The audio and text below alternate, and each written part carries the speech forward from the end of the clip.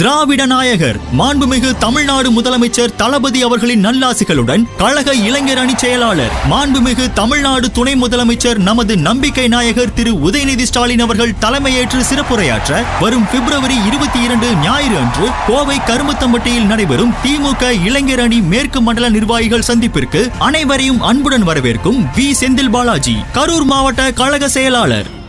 வெல்வோம் 200 படைப்போம் வரலாறு.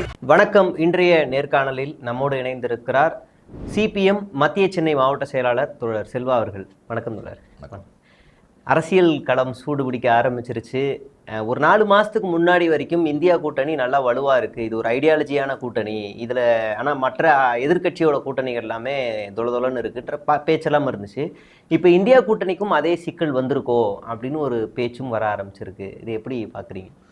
இல்லை, கூட்டணிக்குள்ள சிக்கல் என்பது கருத்தியல் சார்ந்து வருதா இல்லை தொகுதி எண்ணிக்கை அது சார்ந்து வருதான்னு ஒன்று விஷயம் இருக்கிறது. இப்போது பேசப்படக்கூடிய இடங்கள்னா இப்போ காங்கிரஸோ மற்ற கட்சிகள் வந்து கேட்கக்கூடிய தொகுதி இல்லை ஆட்சியில் பங்கு அந்த மாதிரியான ஒரு விவாதம் இருக்கின்றது. அந்த விவாதத்தை கூட பார்த்தீங்கன்னா அவங்களுடைய அகில இந்திய தலைமை இது எங்களுடைய அஃபிஷியல் ஸ்டாண்டு கிடையாது, சம் இண்டிவிஜுவல்ஸோடைய ஒரு கருத்துன்றாங்க. அப்போது இந்தியா கூட்டணிக்குள்ளே வந்து சிக்கல் இருக்குன்ற கருத்தை உருவாக்குவது தான் இப்போ எதிர்கட்சிகளுக்கோ இல்லை பாஜகவோ அதிமுகவோ முன்னெடுக்கக்கூடிய மிக முக்கியமான செயல் தந்திரமாக இருக்குது. அப்படி பார்க்கும்பொழுது எந்த வகையிலும் வந்து என்னென்னா ஐடியாலஜிக்கலி பாஜகவை அதிமுக கூட்டணி தோற்கடிக்க வேண்டும் என்ற கருத்து நிலையில் ஒரு புள்ளியும் வந்து என்னென்னா இந்த திமுக தலைமையிலான மதச்சார்பற்ற கூட்டணிக்கு இல்லவே இல்லை. ஸோ எனவே என்ன இதில் வந்து எந்த விதமான ஒரு குழப்பம் இருக்குன்றது கூடிய பேச்சுக்கே இடம்பெற நான் பார்க்குறேன். ஓகே, இப்போ அவங்க கேட்குறது ஒரு நியாயமானது தான். ஆட்சியில் பங்கு கொடுங்க, அதிகாரத்தில் பங்கு கொடுங்க. இதே தான் கொஞ்ச நாள் முன்னாடி விசிகாவும் கேட்டாங்க. அப்போ பெரிய கான்ட்ரவர்சி ஆகலை, ஆனால் இவங்க கேட்கும்போது கான்ட்ரவர்சி ஆகுது. இல்லை, எல்லா கட்சிக்குமே இப்போ திமுக தலைமையிலான கூட்டணியில் இருக்கக்கூடிய எல்லா கட்சிக்கும் அவங்கவுங்க கட்சியை வளர்க்கணுன்றது தான் விருப்பம் இருக்கும். இல்லாட்டி ஏன் தனியாக கட்சின்னு வச்சுருக்கோம்? அப்போ திமுகவோட எல்லாரும் ஒன்றா தான் இருக்க வேண்டியிருக்கோம். எனவே அதே நேரத்தில் தற்போது உள்ள ஒரு அரசியல் சூழலில் ஒவ்வொரு கட்சியும் தன்னுடைய கருத்தியல் நிலைக்கு உகந்த வகையில் ஒரு தேர்தல் அணிசேர்க்கையில் இருந்து அது அடிப்படையில் வந்து நம்ம வந்து கூட்டணியாக ஃபார்ம் பண்ணுறோம். அப்படி இருக்கும்பொழுது அந்த கூட்டணியாக இருக்கும்போது தன்னுடைய கட்சி வந்து வளரணும், இல்லை தன்னுடைய கட்சி அதிக எண்ணிக்கையில் வரன்றது ஒவ்வொரு கட்சிக்கும் இருக்கக்கூடிய ஊழியர்களுக்கு இருக்கக்கூடிய இயல்பான கருத்தோட்டம். அதில் நம்ம எந்த மாற்றுபாடு சொல்ல முடியாது. ஆனால் அஃபிஷியலாக அந்த கட்சியினுடைய தலைமை என்ன சொல்லுது என்ற கேள்வி தான். அப்போ அஃபிஷியலாக சொல்லும் போது பார்த்தீங்கன்னா எந்த கட்சியுமே அதிகாரப்பூர்வமாக திமுக கூட்டணியில் இருக்க எந்த கட்சியுமே நாங்கள் வந்து என்னென்னா கூட்டணியில் பங்கு என்றக்கூடிய இடத்த வந்து யாருமே பேசல, அதிகாரப்பூர்வமான இடத்தையும் பேசல. அப்போ வந்து என்னன்னா இண்டிவிஜுவல்ஸோட எதிர்பார்ப்பையோ அபிலாஷைகளையோ விருப்பத்தை நம்ம வந்து குறை சொல்ல முடியாது. அது அவரவர்கள் கட்சியில் இருக்கக்கூடிய ஒரு கருத்துக்கள். அஃபிஷியலாக அந்த கட்சியுடைய தலைமை என்ன சொல்லுதுன்னு பார்க்கணும். இப்போ நம்ம ஆட்சியில் அதிகாரத்தில் பங்கு சிபிஎம் உடைய நிலைப்பாடு இதில் என்ன இருக்குது? சிபிஎம்மை பொறுத்த வரைக்கும் என்னென்னு சொன்னால் வந்து அரசாங்கத்தை பற்றி எங்களுக்கு ஒரு மதிப்பீடு இருக்குது. இப்போ நாங்கள் வந்து ஆட்சியில் அதிகாரத்துக்கு வரோம்னா நாங்கள் வந்து நான் சொல்கிறத எங்கள் கட்சி சொல்கிறத கேட்கக்கூடிய அதிகார வர்க்கம் அங்கே இருக்கணும், பியூரோக்ராட்ஸ். 2 எம்எல்ஏ 5 எம்எல்ஏ ஒரு 20 எம்எல்ஏ ஜெயிச்சுட்டு நம்ம போய் கேபினெட்டில் நம்ம இருக்கிறோன்னு சொன்னால் பிரதானமாக முடிவு எடுக்கக்கூடியது வந்து என்னென்னா அந்த கட்சியோடைய தலைமை முடிவு எடுக்கும்பொழுது அதுக்கு அதை மாறுபாடு செய்ய முடியாத வகையில் இருக்கும்பொழுது நம்ம வந்து கூட்டணிக்கு போக முடியாது. இப்போ நம்ம இடது ஜனநாயக முன்னணி வச்சுருக்கோம் இப்போ கேரளாவில். அதில் வந்து சிபிஎம் தலைமையில் மற்ற கட்சிகள் இருக்குது. பொலிட்டிக்கல் ஸ்டாண்டு சிபிஎம் எடுக்கும், அதை கன்வின்ஸ் பண்ணி பண்ணும். அப்போ இன்றைக்கு அதிகாரத்துக்கு நம்ம போகிறது என்பது ஒரு அமைச்சர் பதவிக்கு மட்டுமே என்பது கிடையாது. நாங்கள் எங்களுடைய தோழர் அங்கே அமைச்சராக இருக்கும்பொழுது நாங்கள் நினைக்கிறோம் பார்த்தீங்களா அரசியல் திட்டம், அதை அமுல்படுத்தக்கூடிய வாய்ப்பு வரும்போது நம்ம அமைச்சரவையில் பதவி போகிறது. அதனால தான் இப்போதைக்கு நாங்கள் வந்து அந்த கூட்டணி மந்திரி சபை இல்லை என்பது எங்கள் கட்சியினுடைய அஃபிஷியல் ஸ்டாண்ட். ஓகே, இப்போ நான் ரொம்ப தெளிவான ஒரு கேள்வி. இன்னொன்று, இது ரொம்ப நாளாகவே இந்த ஒரு கான்செப்ட் போயிட்டே இருக்குது. சிபிஎம் வந்து திமுகட்ட காசு வாங்கிட்டாங்க, 25 கோடி வாங்கிட்டாங்க அப்படின்னு அதுக்கு பல பேர் விளக்கமும் நிறைய கொடுத்துருக்குறாங்க. அது வெளியிட்டதே சிபிஎம் தான், தேர்தல் ஆணையம்கிட்ட சொல்லி அதை சொன்னது தான். இந்த தியரி இப்போ வரைக்கும், இப்போ புதுசாக வந்த கட்சி வரைக்கும் நீங்கள் இப்படி தானே அப்படின்னு ஒரு பேசிக்கிட்டே இருக்காங்க. நீங்கள் 5 சீட்டுக்கு தான் போகிறீங்க, 25 கோடி வாங்கிட்டீங்க, நீங்கள் கம்யூனிஸ்ட் இல்லைன்னுலாம் சொல்கிறாங்க. இதை பற்றி உங்களை கருத்து என்ன? சரி, இது பாயிண்ட் என்ன, இப்போ நானே ஏதாவது ஒரு கூட்டத்தில் பேசணும்னு வச்சுக்கோங்களேன், கீழே வந்து 25 கோடி ரூபான்னு ஒன்று கமெண்ட்டில் போடுவாங்க. யார் பேசினா 25 கோடி ரூபாய் அறிவாளி அடிமைகள் அப்படின்னு பேசியிருப்பாங்க. இது என்னென்னா மார்க்சிஸ்ட் கம்யூனிஸ்ட் கட்சியை வந்து அரசியல் ரீதியான எதிர்க்க திராணியற்றவர்கள், மார்க்சிஸ்ட் கம்யூனிஸ்ட் கட்சி அமைப்பு ரீதியாக செயல்பாடுகளை எதிர்கொள்வதற்கு லாயக்கற்றவர்கள் சொல்லக்கூடிய ஒரு டெம்ப்ளேட் வார்த்தை. அதுக்கு மேலே அதுக்கு எந்த விதமான உயிரும் கிடையாது, அந்த வார்த்தைக்கு உயிர் கிடையாது. இப்போ திமுகவை அரசியல் அணியில் மார்க்சிஸ்ட் கட்சி இருக்குன்னா அது காரணம் ஒரு அரசியல் நிலைப்பாடு. எங்களுக்கு வந்து இன்னைக்கு இந்தியாவில் பாஜக ஆட்சி வந்து என்னன்னா இன்னைக்கு இந்தியா முழுக்க செய்து வரக்கூடிய கொடுங்கோன் சாதாரண விஷயம் கிடையாது. இன்றைக்கு ஒரு பதட்டத்தை உருவாக்கி வைத்திருக்கின்ற சமூகத்தினுடைய சமூக நல்லிணக்கம் இன்னைக்கு சீர்குலைவாக்கப்பட்டிருக்கு. இன்னொரு புறம் என்னன்னா இயல்பாகவே நம்முடைய உழைப்பை வந்து சுரண்டப்பட்டிருக்காங்க. பசங்க எல்லாருடைய இளம் பெண்கள் இளமான்கள் உழைப்பெல்லாம் 5,000 18,000 வந்து கூலிக்கு வைக்கக்கூடிய சூழல் உருவாகுதுன்னா அதை சட்ட ரீதியாக நியாயப்படுத்தக்கூடிய ஒரு கார்ப்பரேட் அரசாக பாஜக. ஸோ அந்த கார்ப்பரேட் காவி பாசிச கருத்தியலை எதிர்கொள்வதற்கு நாங்கள் ஒரு அணி சேர்க்கையில் திமுகவில் எங்கே இருக்கிறோம், அவ்வளோதான் ஒன்று. ரெண்டாவது, அதே நேரத்தில் திமுகவினுடைய கொள்கைக்கு எதிராக போராட்டத்தில் களத்தில் நாங்கள் தான் நிற்கிறோம். நான் ஒரு கேள்வி கேட்குறேன், திமுக எதிர்த்து அதிமுக அதிகமாக போராட்டம் நடத்திருக்கா, மார்க்சிஸ்ட் கட்சி அதிகமாக போராட்டம் நடத்திருக்கா? நேற்று கூட போராட்டம். மார்க்சிஸ்ட் கம்யூனிஸ்ட் கட்சி நடத்தின மக்கள் போராட்டங்களை 100% பிரதான எதிர்கட்சி சொல்லக்கூடிய அதிமுக செய்திருக்கின்றது என்ற கேள்வி நான் கேட்குறேன். பிஜேபி செய்திருக்கா கேட்குறேன். இந்த சென்னை மாநகரத்தை நான் சொல்கிறேன், திமுக ஆளுங்கட்சினா எதிர்கட்சி சிபிஎம் தான். எந்த பிரச்சனைனாலும் மார்க்சிஸ்ட் கம்யூனிஸ்ட் கட்சி தான் போய் நிற்கிறோம், போராடுறோம், வெற்றி பெறுறோம். வெறும் போராட்டம் மட்டும் இல்லை, போராட்டத்தை வெற்றி பெறும். வெற்றி பெற விடாட்டிலும் வெற்றி பெறுவதற்காக உயிர்ப்புடன் செயல்பட்டு கொண்டிருக்கோம். இப்படி ஒரு களத்தில் திமுக ஆளுங்கட்சியாக இருக்கும்போது எதிராக மார்க்சிஸ்ட் கம்யூனிஸ்ட் கட்சி செயல்படுவது போன்று எந்த ஒரு எதிர்கட்சியும் செயல்படுவதற்கு லாயக்கற்ற ஒரு சூழல் இருக்கும்போது அவர்கள் அவருடைய அணிகளை பூஸ்டப் பண்ணணும் இல்லையா? இல்லது மார்க்சிஸ்ட் கம்யூனிஸ்ட் கட்சி என்பது ஒரு ஹைலைட்டுக்கு வரக்கூடாது இல்லையா?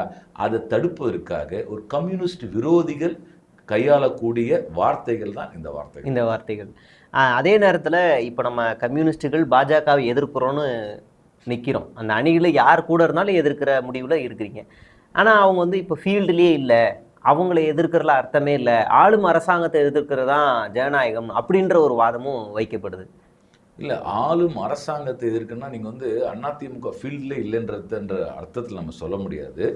என்னென்னா இன்றைக்கி வந்து ஃபீல்டு எப்படி கட்டமைக்கிறாங்கன்னா, தமிழ்நாட்டில் வந்து இப்போ திமுக இருக்குன்னு வச்சிங்களேன், திமுக கட்சி அதோட கட்டமைப்பு ஒன்று இருக்குது. இன்னொரு புறம் என்னென்னா தமிழ்நாட்டில் வரலாற்று ரீதியாகவும் சரி கடந்த காலகட்டத்திலும் சரி என்னென்னா இந்தி எதிர்ப்பு, இந்துத்துவ எதிர்ப்பு, மத அடிப்படையிலான பிரிவினை கருத்துக்கு எதிரான போராட்டம், விவசாய நிலங்கள் பாதுகாப்பது, கார்ப்பரேட்காரர்களுக்கு தாரவாரத்தை கொடுக்கக்கூடிய இயற்கை வளங்களுக்கு எதிரான போராட்டம், சுற்றுச்சூழல் போராட்டம், இப்படியான போராட்டங்களில் வந்து என்னென்னா பல்வேறு அமைப்புகள், மார்க்சிஸ்ட் கம்யூனிஸ்ட் கட்சி மட்டுமல்ல பல்வேறு அமைப்புகள், சிறு சிறு அமைப்புகள், தனி நபர்கள் இவர்கள்லாம் போராடி ஒரு கட்டமைப்பு உருவாக்கி வைத்திருக்கிறார்கள்.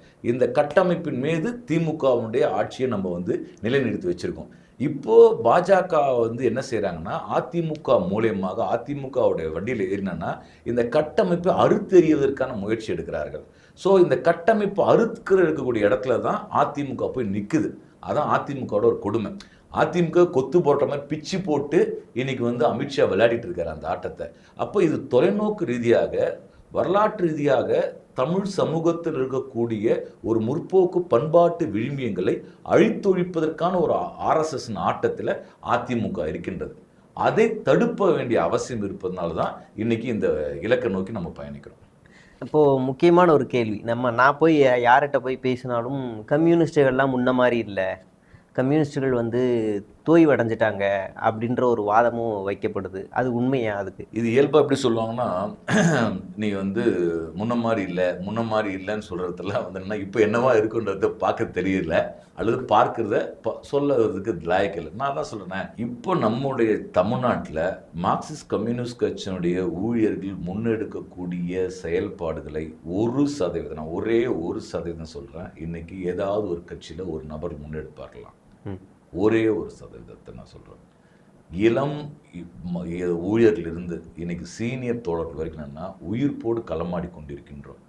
என்ன காரணம்? எங்கள் களமாடுறது வெளியே தெரியலன்னா, இப்போ நான் ரோட்டுக்கு வந்து போராடணும்னு வச்சிங்களேன், என்னோட செய்தி வந்து யாருக்குமே தெரியாது.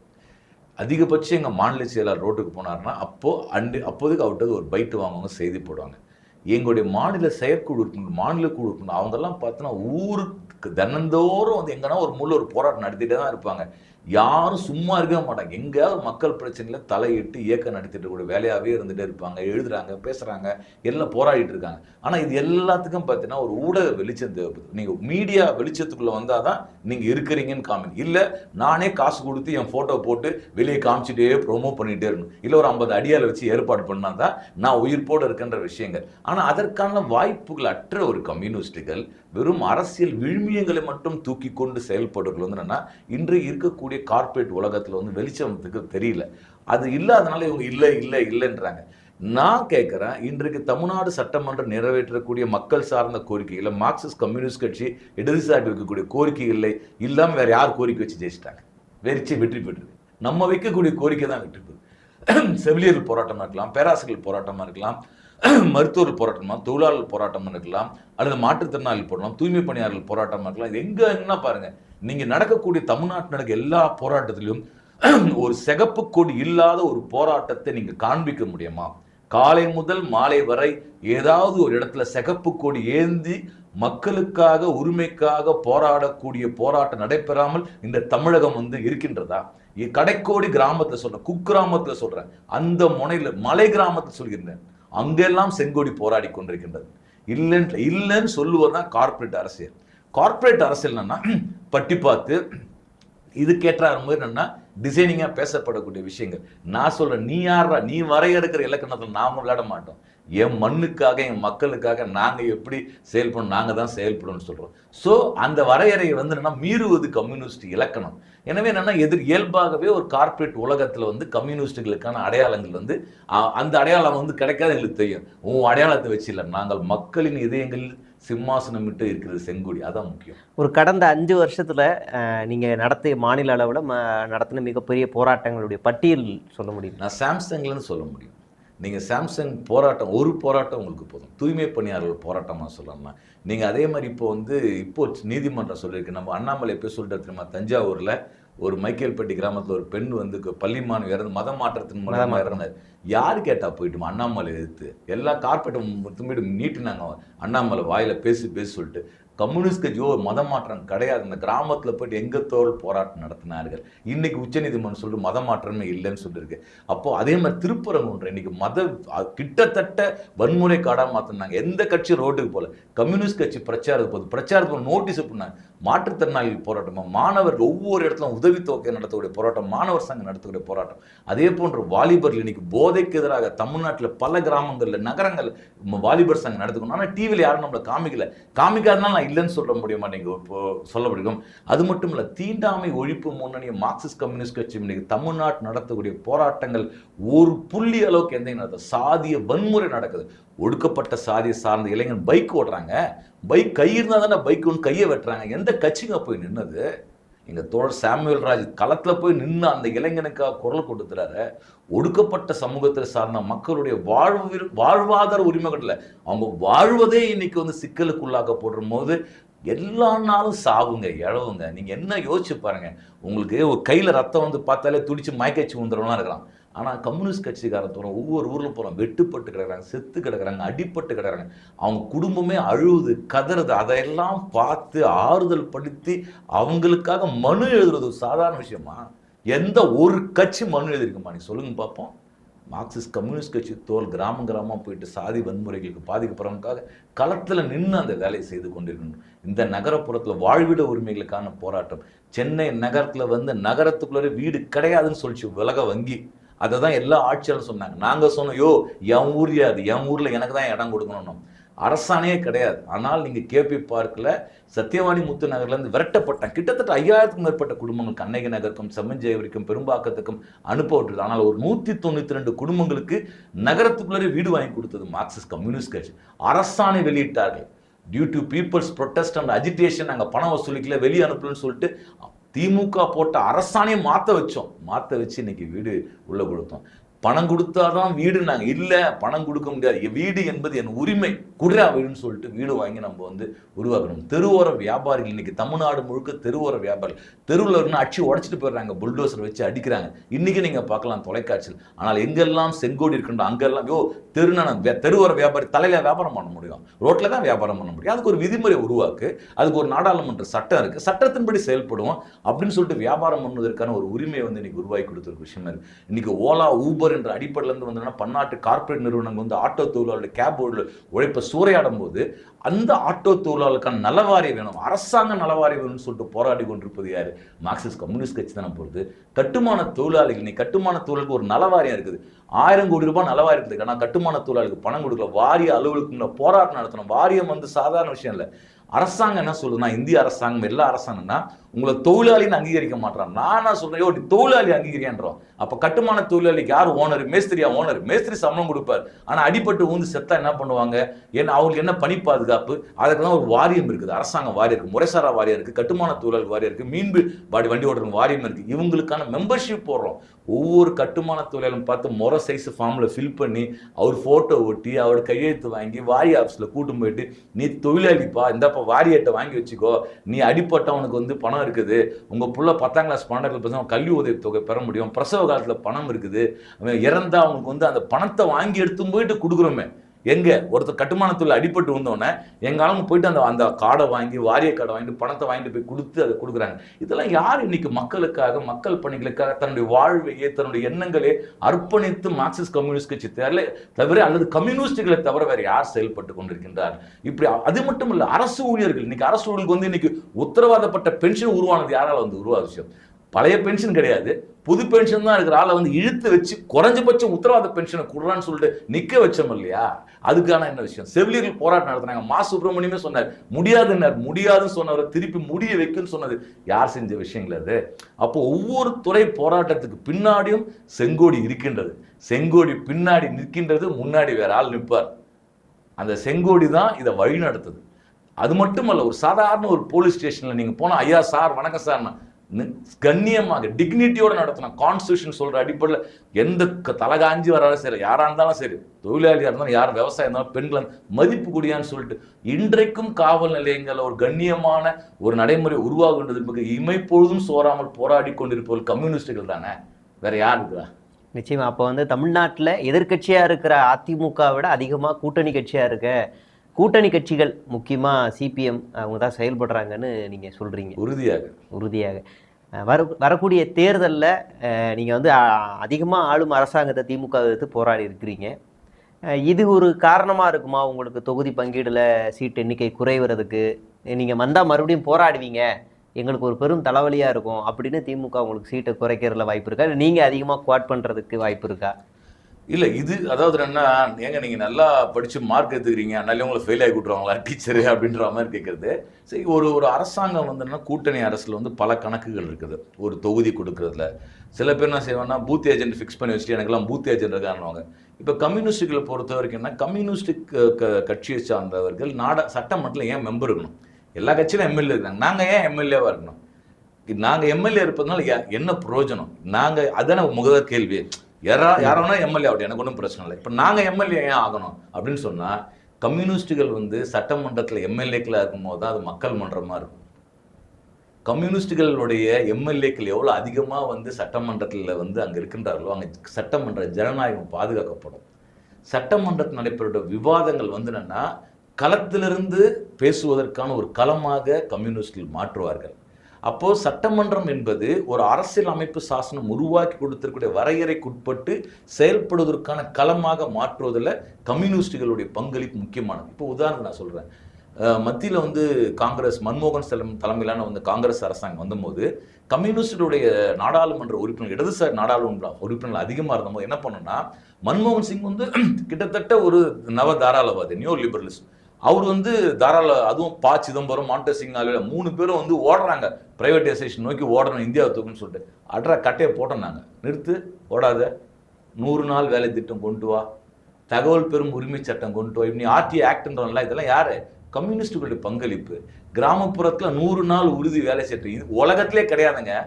வேலை உறுதி செய்யப்பட்ட ஒரு திட்டம் வந்து என்னன்னா, இந்த காலத்துல நியோ லிபரல் அஜெண்டா வேகமா இருக்கும்போது இந்த முதலாளித்துவ ஜனநாயகத்துக்குள்ள கொண்டு வந்தது இடதுசாரிகள். எது வந்தாலும் எல்ஐசி தனியார் மயம் விடக்கூடாது, விடுறா யோ பொதுத்துறை இருந்தால்தான் ஒரு பட்டியல் சமூகத்தில் இருக்கவங்க பிற்படுத்தப்பட்ட சமூகத்துக்கு வேலைக்கு போவாங்க, வேலை உத்தரவாதம் கையில் வந்து 1 லட்ச ரூபா சம்பாதிச்சதான் குடும்பம் நல்லா இருக்கும், ஒடுக்கப்பட்ட பிற்படுத்தப்பட்ட சமூகம் வாழும். நீ தனியார் மயமாக்கி விட்டுனா அவனை 20,000 30,000 உடைப்பு சுருண்டுவானுங்க. எல்ஐசி பேங்க் எப்படியா இருக்கும், முடியாதுன்னு சொல்லிட்டு எல்ஐசி தனியார் மயமா கூடாது, வங்கிகளை தனியார் மயமா கூடாது, பொதுத்துறையை தனியார் மயமா கூடாது போராடணும். அப்போ கம்யூனிஸ்டுகள் நாடாளுமன்றத்தில் அதிகமா இருக்கும்போதுன்னா மக்களின் குரல் வந்து அங்க எதிரொலித்துக் கொண்டது. அதன் மூலமாக பயனளிப்பட்டவர்கள் யாருன்னு தெரியாது, ஆனா சமூகத்துக்கு அது உதவியா இருந்தது. ஸோ அந்த வகையில தமிழ்நாட்டில் இந்த சட்டமன்றத்தில் கம்யூனிஸ்டுகள் இருக்கும்போது தான் மக்கள் சார்ந்த ஒரு குரல் எழுப்பப்படும். இன்னும் சொல்ல போனால் திராவிட முன்னேற்ற கழகத்தினுடைய அவர்கள் முன்னெடுக்கக்கூடிய செயல்பாடுகளுக்கு இடதுசாரி கட்சிகளுடைய சட்டமன்ற உறுப்பினர்கள் மிக முக்கியம். அதாவது அவங்க சொல்லக்கூடிய சமூக நீதி அது சார்ந்த ஒரு முன்னெடுப்பு எடுக்கணும்னா அதுக்கு அவசியமா இருக்கு. எனவே வந்து கம்யூனிஸ்டுடைய சட்டமன்ற உறுப்பினர் எண்ணிக்கை வந்து அதிகமா இருக்கு. திமுக வந்து அப்படி போராட்டம் நடத்தினாலும் அப்படி பார்ப்பான்னு சொல்ல முடியாது. இப்போ நடுவில் எனக்கே தனிப்பட்ட அனுபவம் இருக்கு. ஒரு பிரச்சனைக்கு ஒரு நாள் நான் வந்து சேப்பாக்கம் திருவள்ளிக்கேணி சட்டமன்ற தொகுதி துணை முதலமைச்சருடைய தொகுதி அது. அங்கே வந்து வீடுகள் எடுக்கிறதுக்கு போனாங்க. ஒரு 2400 குடியிருப்புகள் எடுக்க போனாங்க. நாங்களே வந்து நேரடியாக கம்யூனிஸ்ட் கட்சி அவர் ஆஃபீஸ் முன்னாடி போனேன், ஆர்ப்பாட்டத்துக்கு நடத்தணும், கடுமையான ஒரு போராட்டம் நடத்தணும், பிரச்சார இயக்கம் நடத்தணும். அப்போ வந்து அவரே கூப்பிட்டு சொல்லிட்டாரு, இல்லைங்க சிபிஎம்லேருந்து சொல்கிறாங்க, இல்லைங்க சில்வா இப்படிலாம் பேசினா அதெல்லாம் கிடையாதுங்க, இஷ்யூ எதுக்காக பேசுகிறாங்க, மக்களுக்காக பேசுகிறாங்களா, அதை நம்ம காது கொடுத்து கேட்குறாங்க. டெப்டி சிஎம் உட்காந்து 2-3 கூட்டமே நடந்து முடிஞ்சிடுச்சு. எவிக்ஷனுக்கு எல்லாம் கிளியர் பண்ணிட்டாங்க, எனிமுரேஷன் கணக்கெடுப்பு போயிட்டாங்க. அப்புறம் சிபிஎம் சொல்லிச்சா கேட்டுக்கணும், அந்த ஜனநாயகம் இருக்கு. நான் சொல்றது வந்து என்னோட அனுபவம் சொல்றேன். நான் டெப்டி சிஎம் உதயநிதி அவர்கள் இருக்கக்கூடிய துணை முதலமைச்சருடைய தொகுதியில நான் நடத்தின போராட்டத்துல அவர் வந்து கையாண்ட விஷயத்தை நான் பாக்குறேன். ஒண்ணு, ஏன்னா இப்ப நெக்ஸ்ட் சிஎம்னா இவர் தானே. அதே மாதிரி கண்ணப்படத்தில் நம்ம ஒரு போராட்டம் நடத்தணும். வீடு வந்து என்னன்னா அந்த மக்களுக்கு வந்து 5 லட்சம் கொடுத்தாதான்னு சொல்லிட்டு உறுதியா பண்ணிட்டாங்க. சில அமைச்சர்லாம் கூட ஆமா அப்படிதான் முடியும் அப்படின்னு சொல்லிட்டாங்க. அப்புறம் இவர் கவனத்துக்கு கொண்டு போகுது, இல்லை வேணாம் கம்யூனிஸ்ட் கட்சி சொல்லுதுன்னா நம்ம கேட்டுக்கணும், அதுக்கு மாற்று வழி காணுங்கன்னு சொல்லிட்டு அவர் உதயநிதி சொல்றாரு. சொன்ன அடிப்படையில் பார்த்தோம்னா 3/2 பங்கு பணத்தை வந்து கார்பரேஷன் எடுத்துட்டாங்க, 1% தவணைனாங்க. அதுவும் நீங்க வந்து வாரியம் மூலயமா பண்ணணும். அப்புறம் நான் வந்து அந்த எம்எல்ஏ கிட்ட அவங்களெல்லாம் சொல்லிட்டு இருந்தேங்க, அவரே வந்து வீடு கொடுத்தா சரியா இருக்குங்க, அது ஒரு முக்கியமான திட்டமாச்சுங்க. அதாவது வந்து ஒரு வாழ்விட உரிமை பணம் இல்லாமல் அந்த உறுதி செய்யக்கூடிய விஷயம் தான். அதே மாதிரி அவங்க கட்சியில் கூப்பிட்டாங்க, அவர் வந்தார், எல்லாருக்கும் அவரே வீடு வழங்கினாரு. ஏன்னா நானும் அப்போ பார்த்து பேச நன்றி தெரிவித்தேன், இல்லைங்க நீங்கள் எடுக்கக்கூடிய போராட்டம் பார்க்குற நல்லா பண்ணுறீங்க அப்படின்றாங்க. ஸோ எதுக்காக சொல்ல வரேன்னா, மார்க்சிஸ்ட் கம்யூனிஸ்ட் கட்சி இடதுசாரிகள் நடத்தக்கூடிய போராட்டம் என்பது நம்முடைய தமிழ் சமூகத்தினுடைய முற்போக்கு விழுமியங்களை பாதுகாப்பதற்கும் பலப்படுத்துவதற்கும் நடத்தக்கூடிய போராட்டம். அப்போ திராவிட முன்னேற்ற கழகம் அதன் பாதையில் செயல்படும் போது அதை ஒரு எதிர்நிலையில பார்ப்பாங்கன்றத நான் வந்து அப்படி நினைக்கல. ஆமாம், இப்போ இறுதி கேள்வின்னு, இப்போ சமீபத்தில் கார்ல் மார்க்ஸிலே திமுக அரசாங்கம் திறந்து வைத்திருந்தது. அப்போ எதிரில் இருக்கக்கூடியவர்கள் விமர்சனம் என்ன செஞ்சாங்கன்னா, இவங்களை கூட்டணிலேருந்து வெளியே போகக்கூடாதுங்கிறதுக்காக தான் சொன்னாங்க அப்படின்னு. கூட்டணிலேருந்து வெளியே போகக்கூடாதுன்னா இப்போ மாநிலங்களவை தேர்தல் நடக்குது, ஒரு சீட் நம்ம கமல்ஹாசன் அவர் கொடுத்த மாதிரி இங்கே கொடுத்து சமாளிக்கலாம். கார்ல் மார்க்ஸ் சிலை இந்த 2000 நூற்றாண்டில் வருது அப்படின்னா அது ஒரு மிகப்பெரிய விஷயம். அதுக்கு பின்னாடி ஏதாவது அரசியல் இருக்கா? உண்மையிலேயே அது ஒரு ஐடியாலஜிக்கலாகவே அவங்க கார்ல் மார்க்சியம் அவங்க வரவேற்கிறாங்களா திமுக அரசாங்கம்? அதாவது இப்போ காந்தி சிலை வச்சவங்கலாம் வந்து காந்திய கருத்துக்களை ஏற்றுக்கிறதுன்னு அர்த்தமா? வஉசி சிலை வச்சவங்க வஉசி சிலை அப்படி பார்க்கக்கூடாது. இப்போ ஒரு அரசு, ஒரு தமிழ்நாடு அரசாங்கம் என்ன பண்ணுறாங்கன்னு சொன்னால் கார்ல் மார்க்ஸ் சிலை அமைக்கிறாங்க. எங்கள் கட்சியினுடைய மாநில செயலாளர் சண்முகம் கோரிக்கை வைத்தார். அதை கூட அன்னைக்கு சிஎம்ஏ சொன்னார், சிவகங்கையில் சண்முகம் அவர்கள் கோரிக்கை வைத்தார், எனவே செலவு வச்சிருக்கிறார்.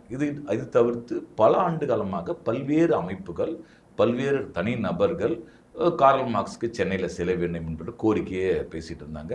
அதை சட்டமன்றத்தில் முதலமைச்சர் அறிவித்துட்டு ஒரு சிலையை வச்சிருக்கலாம். இப்போ ஒரு உதாரணத்துக்கு பார்த்தீங்கன்னா, அவங்க முதல்ல யோசனை நந்தன கல்லூரியில் சிலை வைக்கணும்னாங்க, அங்கே ஒரு சிலை வைக்கலாம், எத்தனையோ சிலருக்கு சிலையை வச்சிடலாம். ஆனால் எந்த இடத்துக்கு இந்த சிலை இது போச்சுன்னா, அந்த சிலை வடிவமைச்சரோடு நான் சந்தித்து பேசினேன். அவர் நம்ம பழைய தோழர் தான் அவர். அப்போ அவர் சொல்கிறாரு, இந்த சிலை வந்து ஃபஸ்ட்டு இவங்க ஒரு ரெடி பண்ணிட்டாங்க, அப்புறம் அந்த ஃபோட்டோ எடுத்து போய்ட்டு அமைச்சர் காமிச்சிருக்காரு சிஎம் கிட்ட, இது வேணான்னு இருக்காரு அவர். நான் பார்த்த சிலை வேணும்னு சொல்லியிருக்காரு லண்டனில். அதே மாதிரி அப்புறம் திருப்பியும் வந்து சிலையை ரெடி பண்ணுறாங்க. அப்புறம் கன்னிமாரா நூலகத்தான் வைக்கிறாங்க. நான் சிலை கட்டும் போதே பல வாட்டி போய் பார்த்துட்டே வந்தேன். நான் உண்மையிலே நான் சொல்கிறேங்க, இந்த ஒரு விஷயத்துக்காக நான் முதலமைச்சரை 100 முறை இல்லை 100,000 முறை பாராட்டுவேன். ஏன்னா கடமைக்கேன்னு ஒரு அந்த சிலை வைக்கப்படலாம். பிரம்மாண்டமா பிரம்மாண்டத்துடனா கம்பீரம் இருக்கும். ஒரு மார்க்ஸ் எனக்கூடிய ஒரு மாமேதை, ஒரு 2000 ஆண்டுகால உலகத்துல பிறந்த அத்தனை பேரும் முதல் தத்துவ சிந்தனையாளர். அடிச்சா அடி வாங்கணும், கேள்வி கேட்க முடியாது, பிறந்தா எப்படி பிறந்தமோ தலையெழுத்தேன் சாவணும்னு சொல்லிட்டு உலக நீதி இலக்கியங்கள் எல்லாம் போற்றிய போது, இல்ல உனக்குரிய பங்கு இருக்கின்றது, உனக்கான பங்கு எங்கே ஒளிந்து கிடக்கிறது, உன் உரிமைக்கான ஒரு களம் அங்கு இருக்கின்ற ஒரு சித்தாந்த வெளிச்சத்தை மானுட குலகத்து வழங்கிய பேராசான் கார்ல் மார்க்ஸ் அவருடைய சிலையை அப்படி ஒரு கம்பீரமாக அந்த கன்னிமாரா நூலகத்தில் வெடிச்சது என்னன்னா, அது அரசியலால் பண்டு போனாங்க, எனக்கு ஒன்றும் பிரச்சனையே இல்லைங்க. அது அரசியல் பண்டு போன நமக்கு ஒன்றும் பிரச்சனை இல்லை. ஆனால் அந்த சிலை அங்கே இருப்பதுன்னா, சிலை என்பது சாதாரண விஷயம், ஒரு அடையாளம் என்பது ரொம்ப மிக முக்கியமான இடம் ஒன்று. அதனால என்னன்னா, ஒரு நேம் சேக்குக்கு திமுகவுடைய தலைவரோ முதலமைச்சரோ சிலை வச்சான்றதை நான் ஏற்றுக்கொள்ள விரும்பல. அது அவருக்கும் அதுல ஒரு ஈர்ப்பு இருக்கிறது. அதனால் அப்புறம் திமுக கட்சி என்னன்னா, ஒரு திராவிட இயக்கத்தினுடைய தொடர்ச்சி போது தமிழ்நாட்டில் மார்க்சியம் என்பது வரலாற்று ரீதியாகவே இங்க ஊறி திளைத்திருக்குது. அந்த கட்சி கம்யூனிஸ்ட் கட்சி மேல வரல, பிரதான ஆட்சிக்கு வரல. ஆனா பாத்தீங்கன்னா தமிழ் நிலப்பரப்புல மார்க்சியமும் மார்க்சிய கருத்துக்களும் ஊடுபாவமாக இங்கே இருந்து கொண்டே இருக்குது. அதுதான் இந்த முற்போக்கு விழிமைகள் வருவதற்கான ஒரு தளத்தையும் உருவாக்கி இருக்குது. உதாரணத்துக்கு பார்த்தீங்கன்னா, இங்க இருந்து ஒருத்தர் கடிதம் போட்டிருக்காரு கார்ல் மார்க்ஸுக்கு. யாரு போட்டான்னு தெரியல, இந்தியாவில் ஒருத்தன் கடிதம் போட்டிருக்கான். அதுக்கு மட்டும் இல்ல, இந்தியாவில் என்னன்னா இங்க மார்க்சிய கருத்துக்கள் தாக்கத்தின் காரணமாக தான் இந்தியாவிலேயே முதல் முறையாக ஒரு தொழிற்சங்கம் சென்னை மாநகரில் தான் உருவாக்கப்பட்டது. ஃபர்ஸ்ட் ட்ரேட் யூனியன் இந்தியாவில் எங்க உருவாச்சுன்னா சென்னையில் தான், 1918. இந்தியாவிலேயே முதல் முறையாக மே தின கொடி ஏற்றப்பட்டது சென்னையில் தான். சிந்தனை சிற்பி சிங்காரவர் தான் பண்றாரு. இந்தியாவிலேயே முதல் முறையாக பார்த்தீங்கன்னா ரயில்வே தொழிலாளருடைய 10 நாள் வேலை நிறுத்த போராட்டம் அவ்வளவு பிரம்மாண்டமா எழுச்சியா நடந்து இங்க தான். ஆலைகளில் நீங்க வஉசி கம்யூனிஸ்ட் மெம்பர் கிடையாது, ஆனா அவரு தான் ஏகாதிபத்திய எதிர்ப்புன்றதை முழங்குறாரு. அது மட்டுமல்ல, கார்ல் மார்க்ஸ் தமிழ்நாடு குறித்து இந்தியா குறித்து ஏராளமான எழுத்துக்கள் உருவாக்கி இருக்கிறாங்க. எப்படி ஒரு அறிவியல் கண்டுபிடிப்புகள், ஒரு விளக்கு கண்டுபிடிக்கிறோம், மின்சாரம் கண்டுபிடி எப்படி உலகம் முழுக்க பயன் அளிக்கிறதோ மனுஷனுக்கு எல்லாருக்கும், அதே மாதிரி மார்க்சிய தத்துவம் என்பது இங்க முழுக்கிறது. கம்யூனிஸ்ட் கட்சி அறிக்கை மார்க்ஸ் தந்தை பெரியார் தான் முதல் மொழிபெயர்க்கிறார். அப்போ இந்த நிலத்தினுடைய தமிழகத்தில் இருக்கக்கூடிய மக்களுக்கு, தமிழ் மக்களுடைய உரிமை முழக்கத்துல மார்க்சின் கருத்துக்கள் இரண்டரை கலந்திருக்கக்கூடிய ஒரு சூழல்ல அங்க ஒரு சிலை வந்ததுக்கு பார்த்தீங்களா, அது ஒரு இயல்பான ஒரு விஷயங்கள். இது ஒரு அரசியல் சார்ந்தா பார்க்கணும். என்ன அரசியல் அதான் சொன்னேன், கார்ல் மார்க்ஸ் சிலை வாசல் இருந்து நான் சொன்னேன், இன்றைக்கு மார்க்ஸ் எழுந்திருக்கின்றார், இன்னும் சில காலங்கத்தில் மார்க்சிஸ்ட் கம்யூனிஸ்ட் கட்சி எழும் என்பதற்கான ஒரு சாட்சி இது. அந்த சிலையிலிருந்து நாம் உயிர் பெறக்கூடிய வார்த்தைகள் ஏராளமா இருக்கின்றது. எனவே அது அரசியல் சொன்னா அரசியல் எடுத்துக்க எனக்கு ஒன்றும் பிரச்சனை இல்லை. ஆனால் அது உழைக்கும் வர்க்கத்தினுடைய அரசியலை முன்னெடுப்பதற்கான ஒரு தளமா களமா இடமா நான் பார்க்குறேன். ஓகேண்ணா, இறுதியான ஒரே ஒரு கேள்வி. சமீபத்தில் திமுக அரசாங்கம் 5000 ரூபாய் வழங்கியிருந்தாங்க. கோடை சிறப்பு தொகையும் மகளிர் உரிமை தொகையும் சேர்த்து கொடுக்கறதா சொல்லியிருந்தாங்க. மாநில செயலாளர் பே சண்முகம் அவரும் அதுக்கு வாழ்த்தி போட்டிருந்தார். அதுக்கு கடுமையான விமர்சனங்களும் வந்திருந்துச்சு. எதற்காக இந்த விமர்சனங்கள், எதற்காக அவர் இதை வாழ்த்தி போடணும்? அதாவது இதை நம்ம இன்னொரு வகையில் பார்க்கலாம். இந்த 5000 ரூபாய் பணம் போட்ட விஷயம் பார்த்தீங்கன்னா, கிட்டத்தட்ட தமிழ்நாட்டினுடைய அதிகாரிகள் க்ளோஸ் டு டிஎம்கே ஆட்சி இருக்கிறான்றத ஒரு புரிஞ்சுக்க முடியும். ஏன்னா அவ்வளோ ஒரு க்ளோஸ்டாக அந்த எக்ஸிக்யூட் பண்ண முடியுது. திமுகவுக்கு என்பது ஒரு அரசியல் நடைமுறை இருக்கு. மக்களிடம் எப்படி அவங்க எப்படி செல்வாக்கு பெறுன்றதுக்கு அவங்க சில வழிவகை வைத்திருக்காங்க. அந்த வகையில் பார்த்தீங்கன்னா அவங்க ஒரு முன்னெடுப்பு எடுக்கிறாங்க. பணம் கொடுக்கறது, என்னக்கூடிய நிதி கொடுக்கறது, இது பல வகையில் இப்போ உரிமை தொகையாக கொடுக்குறாங்க. அப்போ என்ன செய்யறாங்கன்னா, பின்னாடி ஏதாவது தடுத்துருவாங்களோ, அரசாங்கம் கோர்ட்டில் இவனுங்க பிஜேபி ஆட்டில் ஏதாவது பொதுநல வழக்கு போட்டு ஸ்டே வாங்கிடுவாங்களோ, இப்படி பல சிக்கல்கள் அனுபவத்தினால திமுக அந்த கட்சி அவங்களுடைய அரசாங்கம் அதை திட்டமிட்டு அதை ஒரு 5000 என்ற அடிப்படையில் அவங்க நிதி வலிக்கின்றார்கள். எனவே அது அதோடைய தமிழ்நாடு அரசாங்கம் முன்னெடுத்திருக்கக்கூடிய ஒரு திட்டம். மக்கள் மத்தியில் வரவேற்பு இருக்கின்ற அடிப்படையில் எங்களுடைய மாநில செயலாளரும் அது அவர் என்ன சொல்றாரு, நான் போற இடத்துல பார்த்தா மக்களிடம் தான் நல்ல வரவேற்பு இருந்தது அப்படின்ற விஷயத்தை அவர் பதிவு செய்திருந்தார். இயல்பாக மக்கள் மத்தியில் காசே இல்லாத மக்கள் மத்தியில் ஒட்டுமொத்தமாக ஒரு 5000 ரூபாய் பணம் கிடைக்கும்பொழுது அவங்களுடைய அன்றைய வாழ்வாதார தேவைக்கு உதவியாக இருக்கின்ற அடிப்படையில் என்னன்னா மாநில செயலாளர் அது வரவேற்றிருக்கின்றார். ஓகே, ஏராளமான தகவல் நீங்கள் எங்களோட பகிர்ந்துக்கிட்டு சொல்லியிருக்கீங்க. மீண்டும் சந்திப்போம். நன்றி தோழர்.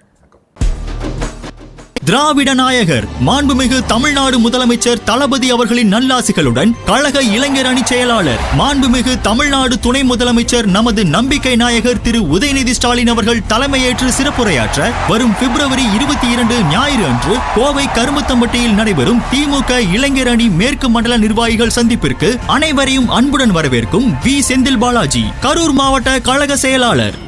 வெல்வோம் 200 படைப்போம் வரலாறு.